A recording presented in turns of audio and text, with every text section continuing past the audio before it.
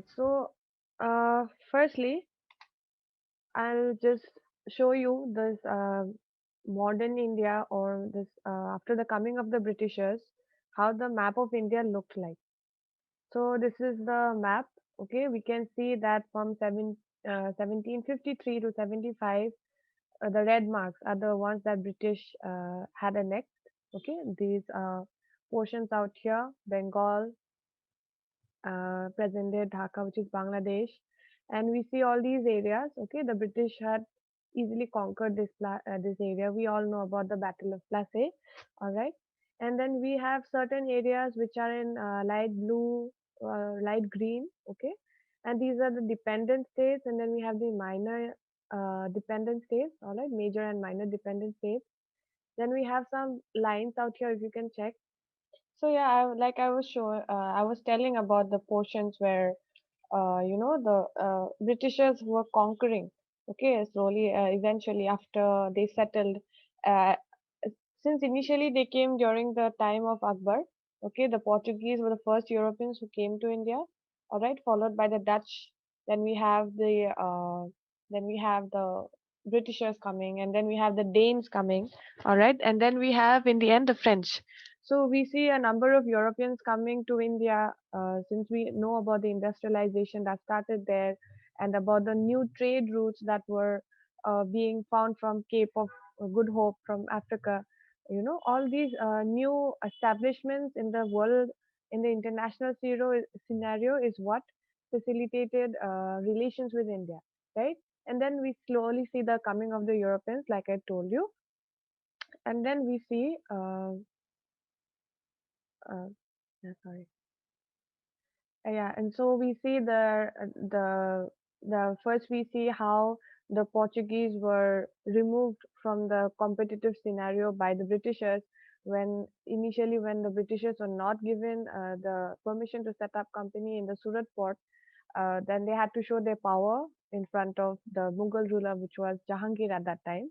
Okay, so Captain Hawkins, he was the one who headed the fleet, the navy fleet, and destroyed the Portuguese, and then they were reduced to a very bad state. Okay, and they had to leave India, and they just kind of like retained some portions of India that was like mostly in Goa, the present day Goa state. Okay, so that is where they were only settled. Then we see the Dutch. The Dutch and all they had a conflict, but they came to an understanding and they were asked to relocate to the Spice Island, which is Indonesia. All right, so two competitions removed from the Britishers competitors list. Then we see the Danes. The Danes actually turned up becoming evangelists. You can say they were more into they were more interested in preaching about the Christianity and the Christian religion to the and they wanted to expand the religion actually. So they did not, they did not want to what do you call they did not have any interest in the economy. Then we are left with the Britishers and the French, and as we know about the Carnatic Wars out here and Duplessis' role, okay, and how Duplessis and the Britishers and uh, Robert Clive and all that, they all clashed, and how they, in the end, the British supremacy was established. And so French were allowed to retain small parts. You can see here in blue, okay, the Yanam, then the Pondicherry, then we have Mahe over here, okay. So these were the only small places that they were allowed to retain. And here we have Karikal also, and the rest it was occupied by the Britishers, the whole of India. Then, so as a whole, we can see how they did not only establish themselves just economically superior; they were actually politically sharp as well, and they had very able officers in the British force, right? They had good naval forces. They were very good in their navalry, and also they were very fast in understanding the situation in the Indian scenario. We were already broken, right? India was not united under one ruler. The Mughals were already in their disintegration, and they had weak successors, right? after Aurangzeb. So it was very much easy to capture one place after the other. Okay. So why do we study history, or what is the relevance of history? Okay, I would just like to talk a little bit about this.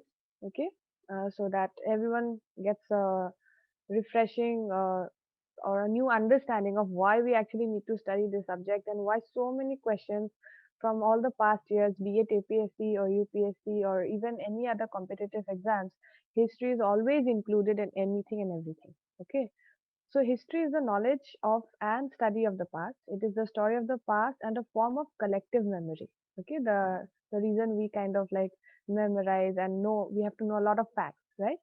So history is the story of who we are, where we come from, and can potentially reveal where we are headed.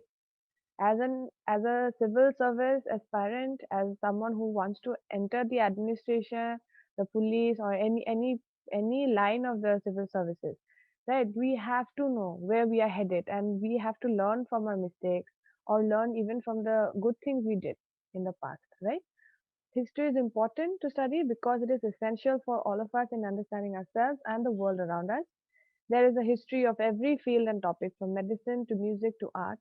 To know and understand history is absolutely necessary, even though the results of the historical study are not as visible and less immediate. Okay, so we need to know that. Okay, yes, all right. Then history gives us a clear picture of how the various aspects of society, such as technology, government, systems, and even society as a whole, worked in the past, so we understand how it came to work the way it is now. Studying history also allows us to observe and understand how people and societies behaved. Right? The CAA movement, the CAB movement, it is already history for us. As an aspirant, it's already history for us. Okay, it made history in 2019 December, and it's already 2020 December. It's been 1 year, but that is still a hot debated topic. It is still going on, and we need to formulate, if we will enter the service, we will have to talk about it, right? And were there any such movements in the past? How is it related to the present? Is it a continuation of a past movement? All this, it's a framework. It's a framework of how you will analyze these things and bring into use, and for the benefit of the society. Okay, so things like that you always have to know. Studying history allows us to, like for example, we are able to evaluate war even when a nation is at peace by looking back at previous events. History provides us with data that is used to create laws or theories about various aspects of society. It can also provide us with a sense of identity. So, I think in the present scenario, especially after the post independence period and up to now, it has come back again. This whole idea of identity crisis, as a historian, I in fact even wrote a small paper. I presented a small paper on this identity crisis issue. It's a simple thing. It's a like it's a major thing for some cases. It's a major issue for some people, and it's maybe the smallest of the biasness or difference, or we feel like different in a society, being in Indian. Anyways, okay, even in the Northeast, we feel a sort of discrimination when we come from outside, and we feel discriminated outside in the mainland of India. So, how do you see all these things? So, it's very important. So, studying history also shows what identity you belong to, what is your real identity. Okay, so all these things are very much important as a subject, and it's included inside history. Okay, our families and wars and all that. It also helps us to understand present day issues by asking deeper questions as to why things are the way they are. Like, why did wars in Europe in 20th century matter to countries around the world? Right? World history, your world politics comes up, your international relations comes up within these topics itself. Right? Why did the world wars happen? Okay, so can we avoid such a situation? Everyone is saying now World War III is almost getting inevitable because of the way China is behaving. So this comes inside your current affairs, this comes within your polity, this comes within your history. So to know one thing, you have to always link the other three.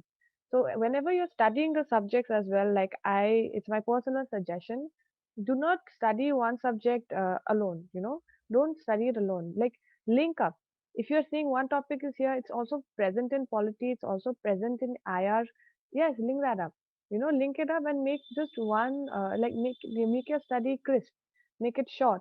You don't have to study elaborately everything. It's the same thing as studying. You just have to be smart enough to link it up, draw flow charts and all right. So that's how you connect the things. So your history is also your history portion of that subject is particularly, or that area is done. So even your polity is done in that matter, your society is done, okay, your sociology part, and maybe even your economics also, maybe, just find out the links.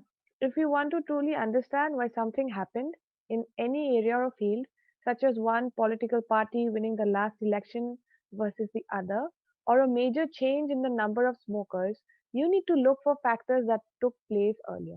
Okay, so only through the study of history can people really see and grasp the reasons behind these changes, and only through history can we understand what elements of an institution or a society continue regardless of continual change.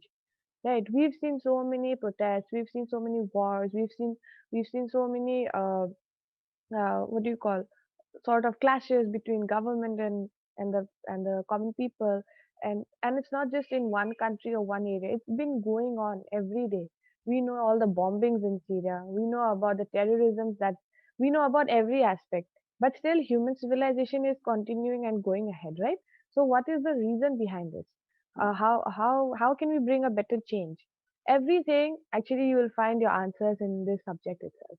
All right, so if you study it in this way, history will never be boring or some a subject that you only need to pass. It's so much important that people fail to understand the importance of the subject. I'm just talking about this a little bit so that you all also have an idea how to study if some topics become too boring. Yes, I understand Mughals, some topic may become very sleepy types, very boring. But then again, try to link it up. Was there similar thing happening even in the modern India part? If something happened in the medieval India, if some protest or some clashes happened, how did they handle, and how did the Britishers handle, or how did the Indians handle in the present day context? So if you can link things up like that, even your answer writing in the mains become very much better. You'll have a very nice way of writing answers in that way. You'll start from the beginning and you'll end up to the present. Okay. Okay. So I'm just giving a gist of all of history. The Indus Valley Civilization, earliest evidences of humans in South Asia. Dates back to 2 million years. And then we have the gradual shift on the hunter gatherers. We see the coming of the hunter gathering society. And then during this period, between 5000 and 2000 BCE, highly organized urban settlements spread throughout northern regions, which is present day Pakistan and North India. Okay, so this is the period when we see settlements. So settling activities have started. Okay, from hunting gathering, they have come back to settling activities. Trade and communication networks linked these settlements to one another and to other distant ancient cultures. Okay, so here we notice how the Harappan civilization or the Indus Valley civilization was influenced by other civilizations, right? I know everybody knows about this. Still, I'm just talking a little bit about it. Then we have the rise of Indo-Aryan culture. So around this 2600 BCE, we have the regional cultures. They were united, and then the people of the region shared a number of cultural characteristics. Okay, so we see in the coming of culture, religion, okay, looks, your tradition, all these sort of small, small, small things have started entering the societal structure of the Indians, okay, or of the Indus Valley civilization, you can say. So the people of the region shared a number of characteristics, including planned urban developments, undeciphered script, standardized weights, and craft technologies. Then we see the decline of the Indus Valley. It was probably due to environmental changes in the region, which is the most accepted mm, explanation given as of now. And around 1500, we see the Indo-Aryan culture began to dominate the region. Indo-Aryan culture is associated with Sanskrit, a language related to Greek, Latin, and Avestan. and all are derivatives of a common mother language that is no longer extant. Okay, and we see the Veda text associated with the complex ritual system of the Indo-Aryan. Okay, so now these texts formed one important basis of a religion, which we call now Hinduism. Okay, then the early and classical periods, we see the coming of the Aryans, settling the writings of the Vedas. Okay, so from then we first see the first century common era. We see the Kushans, sorry, a group of nomadic warriors from Central Asia conquered the Gandharan region of northern India, Pakistan, and Afghanistan. Then we have smaller centers or smaller regional centers across the north under Kushana control in the early centuries in the first millennium. They were brought together under the Gupta. Okay, so we see the coming of the Gupta or the Golden Age. Okay, the classical period of Indian art and literature. So from that transition, we come to the slowly we come to the Gupta period. Then we come to the Mauryas. All right. Then after the ancient period, we have a transition period, and then we have the medieval period. So this period we see in the coming of the Afghans. Okay, the Sultanate has been formed during this medieval period, and it was characterized by the growth of strong regional centers and lack of one overarching political authority in the subcontinent. Okay, so we see the Turkish rule, we see the Persian rules, all right. Then we see the rise of Rajputs also. Then we see small kingdoms like Punjab, the Sikhs rising up, the Marathas, right? Slowly, these start. Next, we have the Mughals. In 1526, Mughal Empire was founded by Babur, a Turkish Central Asian chieftain whose ancestors included Genghis Khan and Timur. Okay, sorry, and his son Humayun was driven from India in 1540 and took refuge in the court of Shah of Persia. Then we have re-establishing Mughal after Sher Shah was defeated, the Afghan ruler. Then we see Akbar, and then we see Jahangir, we see Shah Jahan, until Aurangzeb, right? So here it's written Akbar moved against Rajput rulers who are allowed to retain control over their land, and the Rajput hills of the states of Punjab Hills, which are now in Himachal Pradesh, were brought under Mughal influence under the rule of Jahangir, who was Akbar's son. Then we come into the British rule. I did talk to you about it, the whole how they ended up coming to India, how they established themselves, in fact, after the Battle of Plassey in 1757. And then we see the 1857 first war of independence. Okay, and it was also known as the British Mutiny. So here, when you're studying about this British rule, or whenever you're studying the medieval India or modern India, if there are certain things written in what do you call inverted commas, try to find out who called what. Okay, so I have suggested many students to buy. I think all of you have it also. Lucen's GK. Over there are nice and beautifully written charts of who call it War of Independence, who call it a mutiny. Okay, so all these type of things. So those come out for your prelims. So you just have to look into it one. All right. So you can just memorize them. Then we have post-independence after 1947. The independent nations of Pakistan and India were formed. Nepal was never integrated into this empire, so it always remained a separate country. The partition of the subcontinent into separate nation states is accompanied by tremendous violence. We all know the partition effects of West India, okay, Northwest India especially. And in 1971, East and West Pakistan divided into Pakistan and Bangladesh. Although relations among these nation states are often tense, they share many cultural as well as historical ties. South Asians in Europe, the Americas, Africa, and other parts of Asia form a dynamic diaspora community. Okay.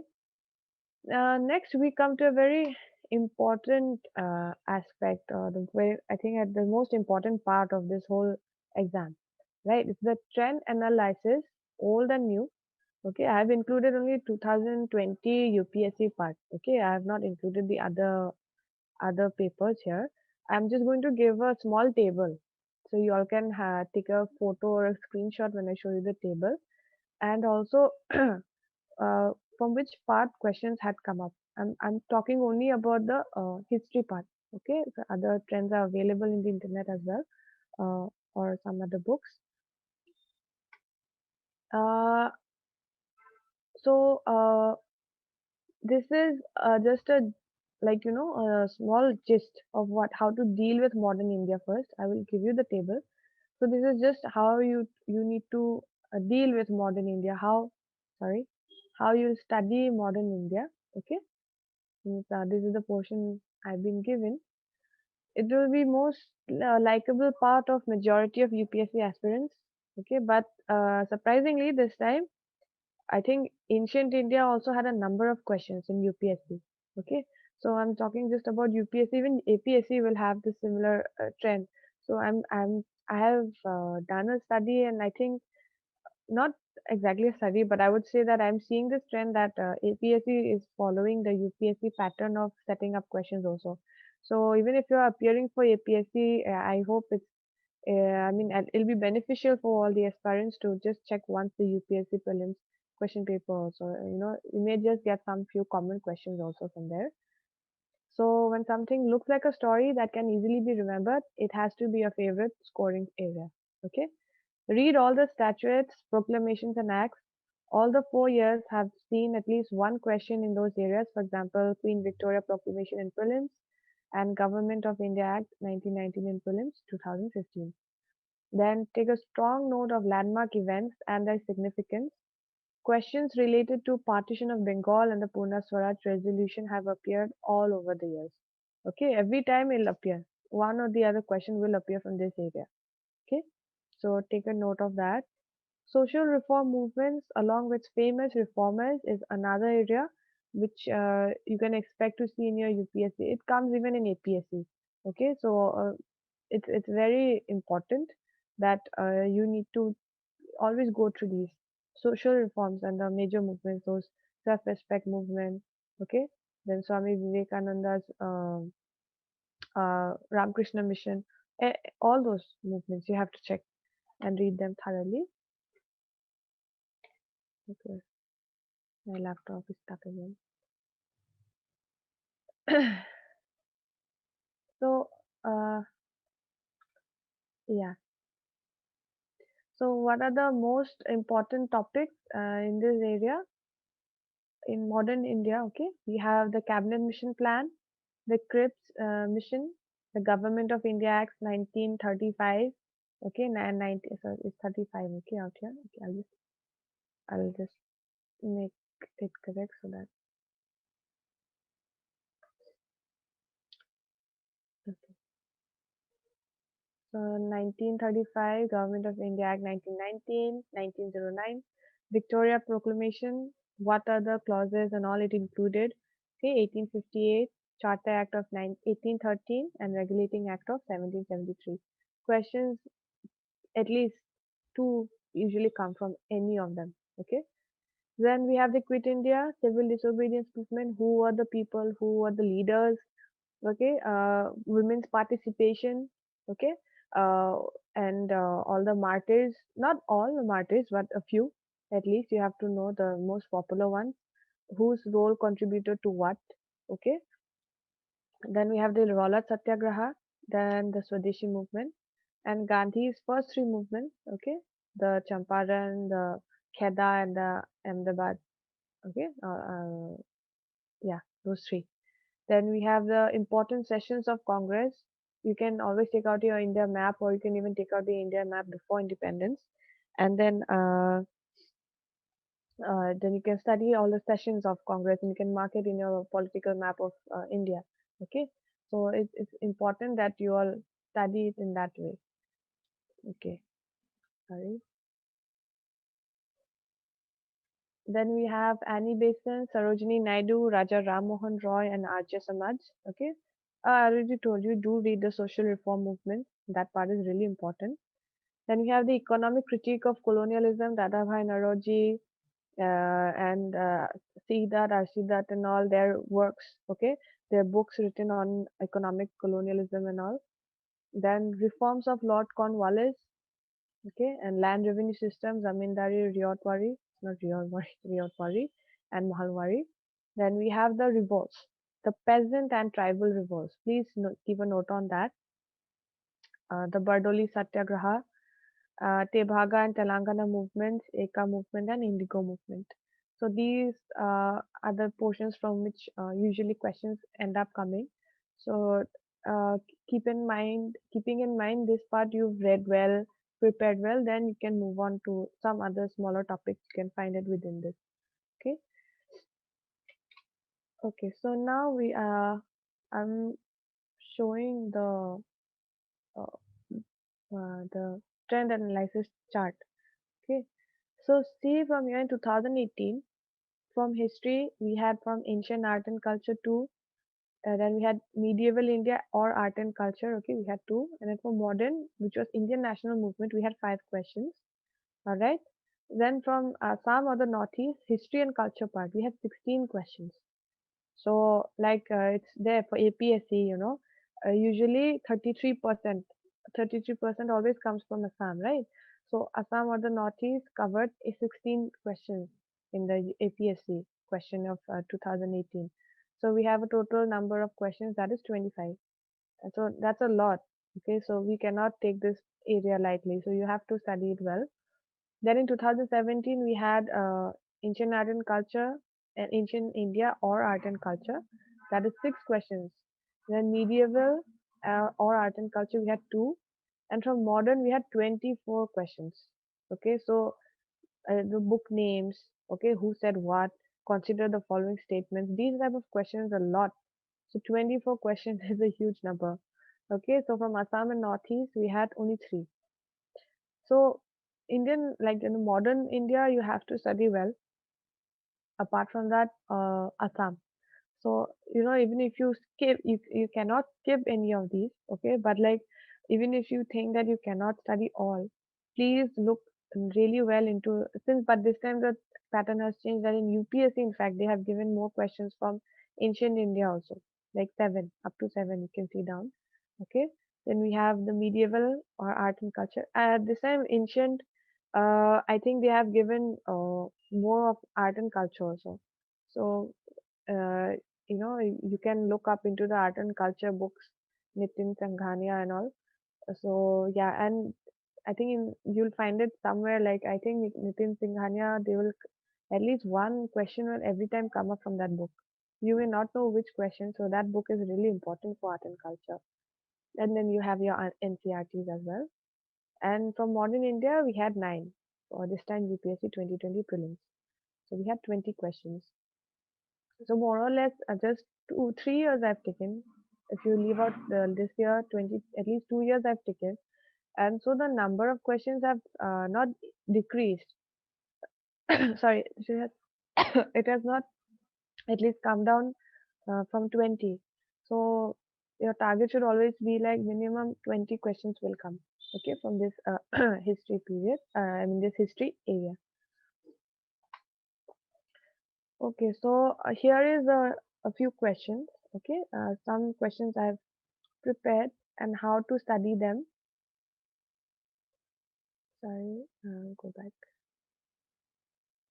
Okay, so you can check here. With reference to Rowlatt Satyagraha, which of the following statements or are correct? The Rowlatt Act was based on the recommendations of the Sedition Committee. In Rowlatt Satyagraha, Gandhiji tried to use the Home Rule League. Demonstrations against the Simon Commission coincided with the Rowlatt Satyagraha. Okay, so you have your options 1, 1 and 2, 2 and 3, 1, 2 and 3. So every time Rowlatt Act, like I told you, that Rowlatt Act will come. Again, time and again it comes. And it happened against the protest of the Jallianwala Bagh also. Right? So, I mean, it happened in 1919 and the Jallianwala Bagh incident also took place. But Simon Commission was not, it was way later. Simon Commission was later and it was, so obviously third option is out of your way. So easily you can strike off third. So whichever contains three, which means your C and D options are not correct, right? So now you are left to choose between one, A and B, right? So if you look at statement two, Raulat Satyagraha, uh, like Home Rule movement did start in 1916 and Gandhiji did use volunteers of Home Rule League, right?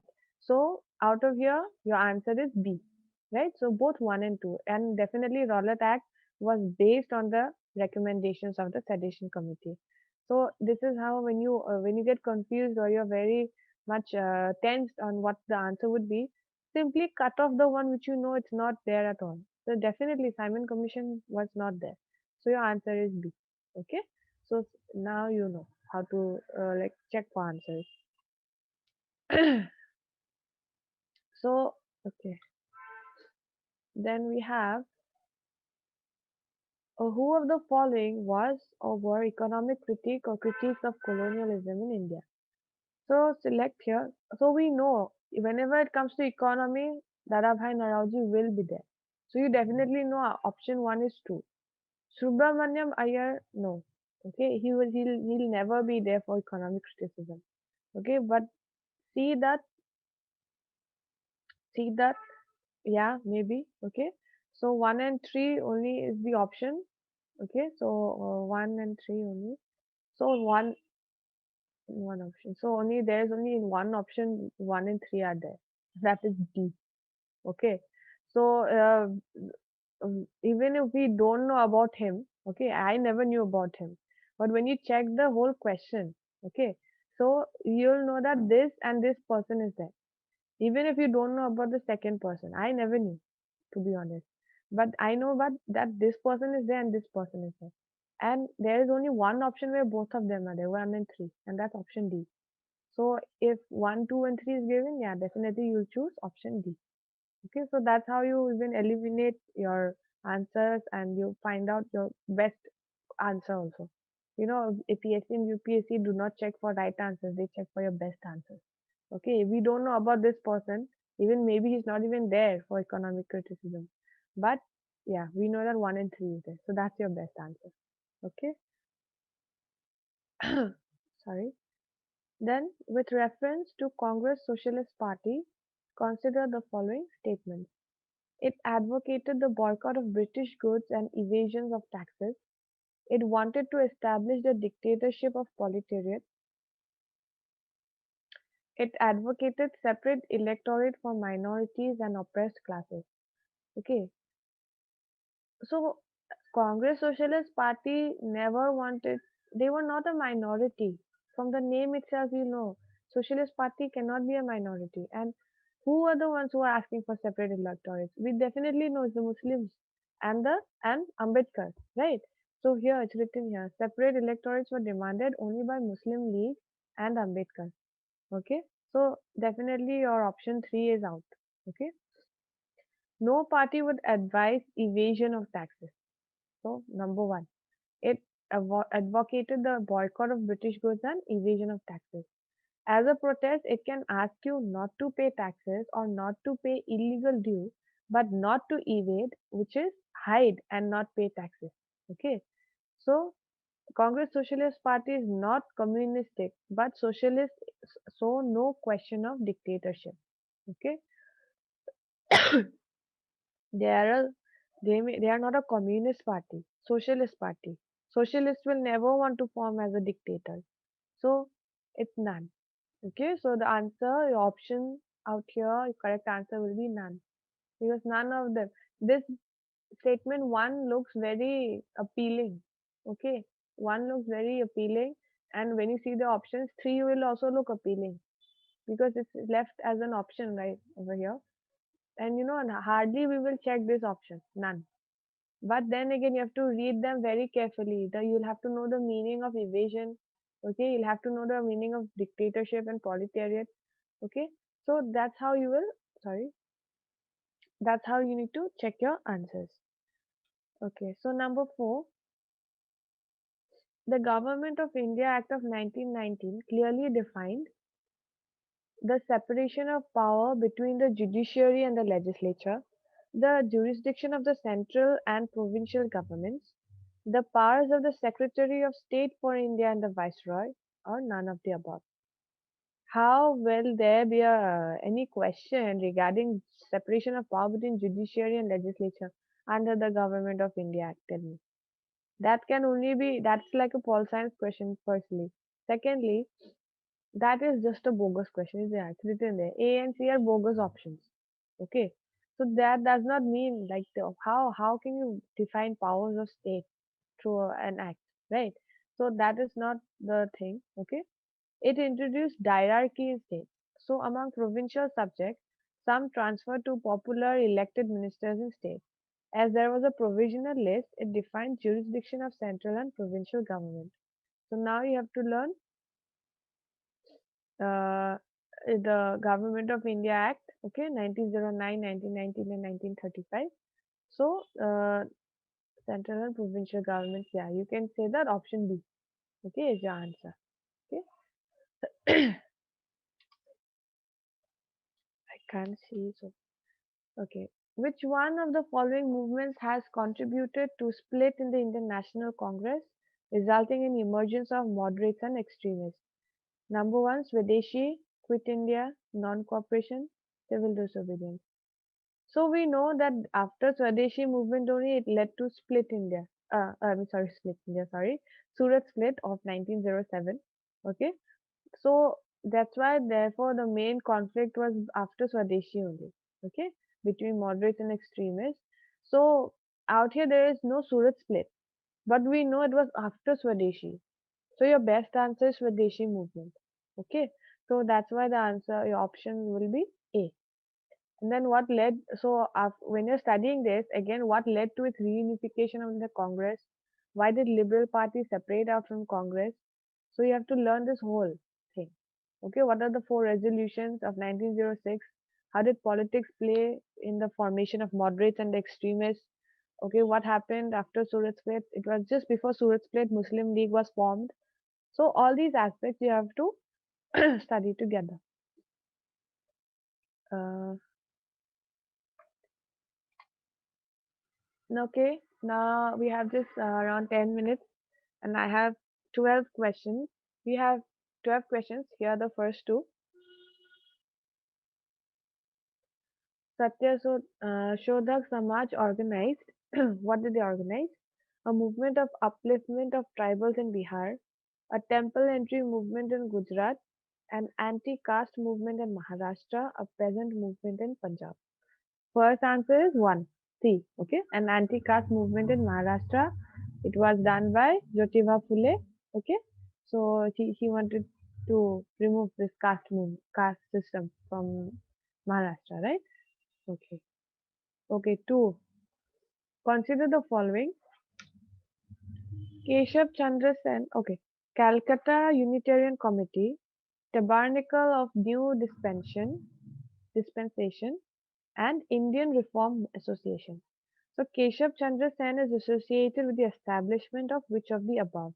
Definitely not Calcutta Unitarian Committee. Okay. But when you see that second option, okay, Keshav Chandra Sen had set up an organization called Naba Bidhan. Okay, and Bidhan means dispensation. Okay, so your option is B. It's 2 and 3. Okay.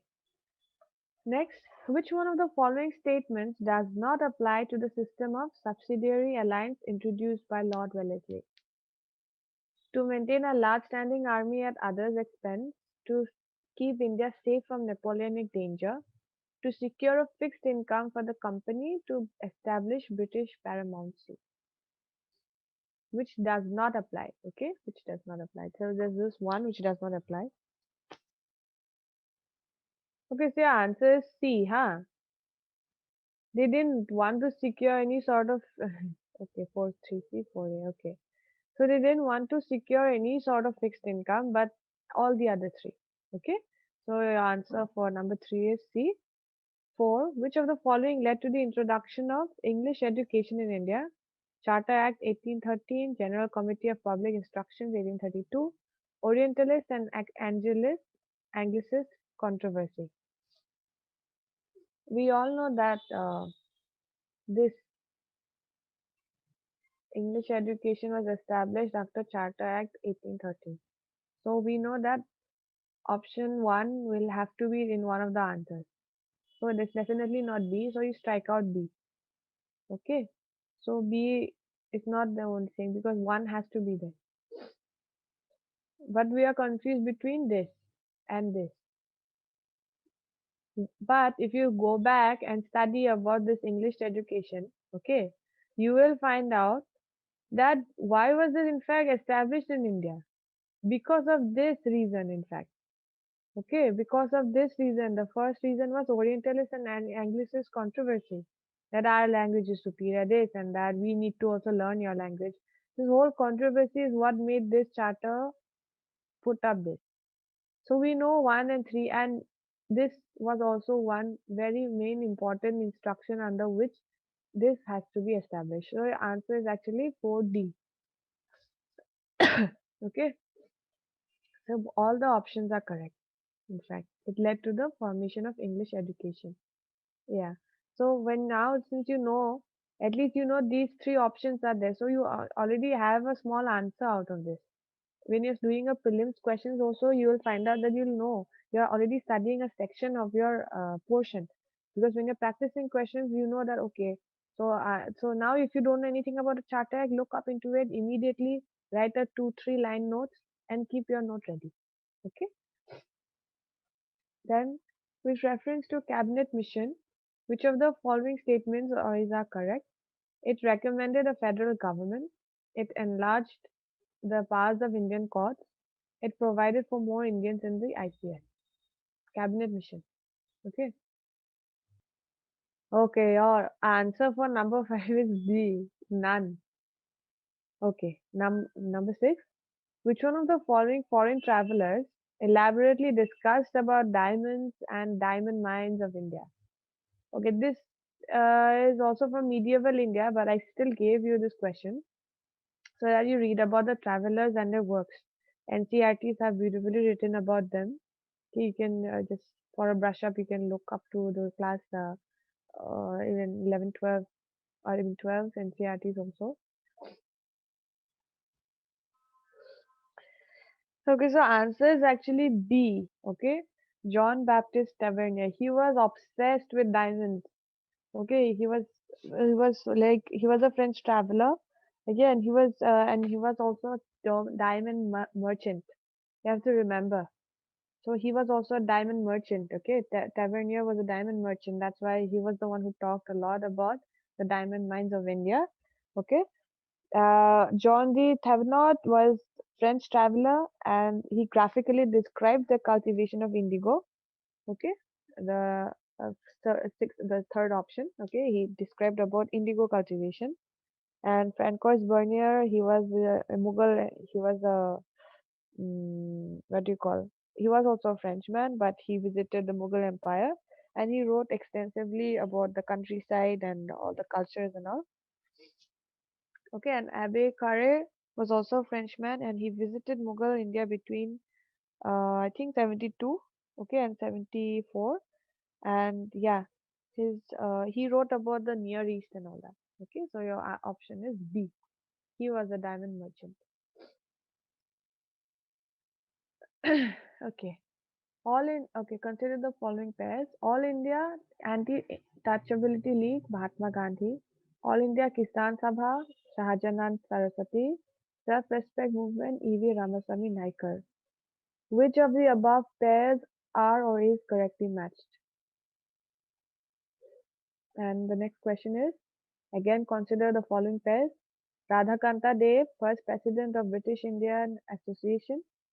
Guzulu Lakshmi Narasu Chetty, founder of Madras Mahajan Sabha. And Surendranath Banerjee, founder of the Indian Association. Which are correctly paired? 7 and 8. The right answer for 7. It's all. Okay, 1, 2, 3. So it's 7D. And 8 is B. Okay, only 1 and 3. 2 is not correct.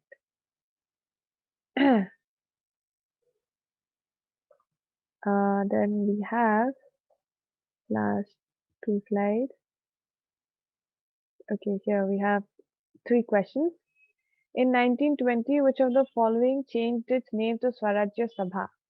All India Home Rule League, Hindu Mahasabha, South Indian Liberal Federation, or the Servants of India Society? For 9. If you know Swarajya Sabha, I mean, who changed the name to Swarajya Sabha? So it's A. Then 10. The Trade Disputes Act of 1929 provided for the participation of workers in the management of industries, arbitrary powers to the management to quell industrial disputes, an intervention by the British court in the event of a trade dispute, or a system of tribunals and a ban on strikes. Trade disputes, right? So what can the act outcome be? If the answer is D actually. Okay. And 11. Consider the following statements. The first woman president of Indian National Congress was Sarojini Naidu.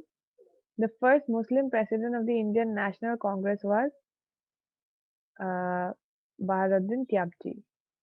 Which of the above statements is or are correct? One and one only, two only, both one and two, neither one or two. So your option is definitely 11B. Okay, so only Badruddin Badruddin Tyabji was the first Muslim president of INC. Okay, so that is correct. Okay, we have the last question for today. The objective, yes, someone is still coming in. The objective of the Butler Committee of 1927 was to define the jurisdiction of the central and provincial governments, define the powers of the Secretary of the State of India, impose censorship in national press, or improve the relationship between Government of India and Indian State. Butler Committee, 1927. Improve the relationship between Government of India and Indian State. So I have come to the end of my session.